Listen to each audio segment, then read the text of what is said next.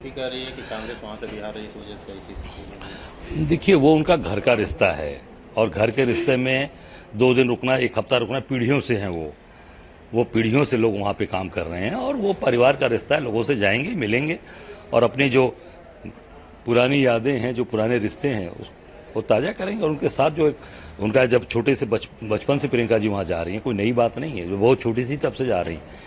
तो जिससे एक माँ का रिश्ता है, जिससे भाई का रिश्ता है, जिससे एक चाचा का रिश्ता है, तो वो ताऊ का रिश्ता है, वो कहाँ से भी भूल जाएगा। वो जा रही है उसको अपनी सारी चीज़ों को, जो पुरानी हमारी विरासत है, उसको पूरी ताकत के साथ खड़ा करने, उनसे मिलने, उनसे अपना रिश्ता जो चला आ रहा है, उसके एक भाई बंधुत्व का रिश्ता है। कल प्रधानमंत्री जी अयोध्या में राम मंदिर के दर्शन किए, बनारस पहुंच रहे हैं, तो काशी विश्वनाथ मंदिर और काल भैरव के दर्शन भी करेंगे। बिल्कुल दर्शन करना चाहिए, बिल्कुल स्नान, गंगा मैया में स्नान करना चाहिए। और मैं तो ये आग्रह करूंगा प्रधानमंत्री जी से कि जिस 80 घाट पे जाके आपने फावड़ा चलाया था, मिट्टी साफ की थी, वहां पर भी जरूर स्नान करिए आप। मेरा आग्रह है मोदी जी से कि माँ गंगा के पुत्र बनकर आए थे और आज के एक समाचार पत्र में छपा भी है कि आज वहाँ पर पूरे तरीके से जो 80 नदी की बात, पूरी 80 नदी थी हमारी, उसको नाला बना दिया आपने। और वहाँ पर भी स्नान जरूर करिए और वहाँ स्नान करने के बाद जरूर आप बाबा विश्वनाथ का दर्शन, काल भैरव का दर्शन, संकट मोचन जी का दर्शन, गणेश जी का दर्शन और बनारस के जितने भी अंदर माँ विशालाक्षी जी का दर्शन जरूर करें, जिससे आपको बनारस की गलियों की भी जानकारी मिल सके। केवल आप सड़क पर आते हैं, गुलाब का फूल बरसाते हैं और हेलीकॉप्टर से चले जाते हैं। जरा बनारस की गलियों में जाइए, बनारस की गलियों का आनंद लीजिए और 80 घाट पर जरूर माँ गंगा का स्नान करिए। बसपा लगातार जिस तरह से बदल रही है, क्या कहेंगे? नहीं, बसपा तो पूरी तरीके से भाजपा के साथ है, साबित हो गया। बनारस में आप देख लीजिए, पहले एक कैंडिडेट को दिया, फिर दूसरे को दिया, फिर उसी कैंडिडेट को दिया। जौनपुर में देखिए आप, जो व्यक्ति मजबूती से लड़ने की स्थिति में था, उसका टिकट काट के फिर वहां पर दूसरे को दिया गया। तो मैं समझता हूं कि पूरे प्रदेश में बहुजन समाज पार्टी के लोग भारतीय जनता पार्टी के एजेंट के रूप में काम कर रहे हैं।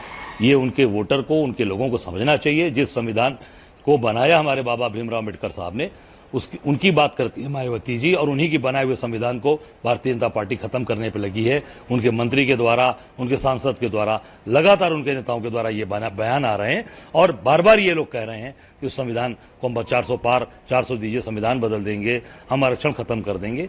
आज मायावती का ही वोटर आज दुखी है, परेशान है कि आज जिसके ऊपर हमने इतना विश्वास करके उनको मुख्यमंत्री बनाया, आज वो भाजपा की गोद में बैठकर बी टीम के रूप में काम कर रही है। निश्चित तौर से उनका वोटर इस बार इंडिया गठबंधन के साथ है और पूरी ताकत के साथ इंडिया गठबंधन को जिता रहा है। लेकिन बीजेपी कह रही है कि भ्रम है, संविधान खत्म होने वाला है। नहीं, निश्चित तौर से भ्रम। उनको अपने किसी पर कार्रवाई किया, उन्होंने अनंत हेगड़े पर कार्रवाई किया, उन्होंने लल्लू सिंह पर कार्रवाई किया, उन्होंने जो उनके ये थे मेरठ वाले कैंडिडेट थे अरुण गोविल पर कार्रवाई किया।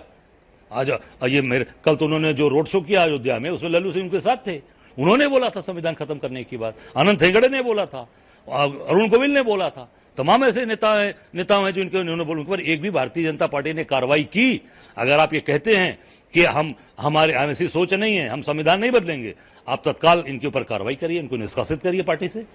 आप अपने जितने भी इनके नेतागण उनको तत्काल पार्टी से निष्कासित करिए, उनके ऊपर आप तत्काल कार्रवाई करें।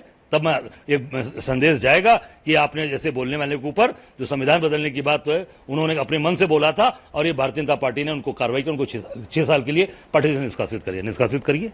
पीएम बोल रहे हैं कि चाय बेचने वाले ने शाही परिवार के प्रधानमंत्री बनने से रोक दिया। नहीं, देखिए, निश्चित तौर से वो जैसा हमारे लोग ये कह रहे हैं कि शहीद परिवार के लोग हैं, जिनके पिताजी, जिनकी दादी इस देश के लिए शहीद हो गई, और वो व्यक्ति जो शहीद परिवार से जुड़े लोग हैं, उनको आप जो है शहजादे बोल रहे हैं। सबसे बड़े शहंशाह तो खुद मोदी जी हैं, शहंशाह हैं। यहाँ हिंदुस्तान के शहंशाह बैठे हैं, कपड़े बदलते हैं, 10 लाख का सूट पहनते हैं।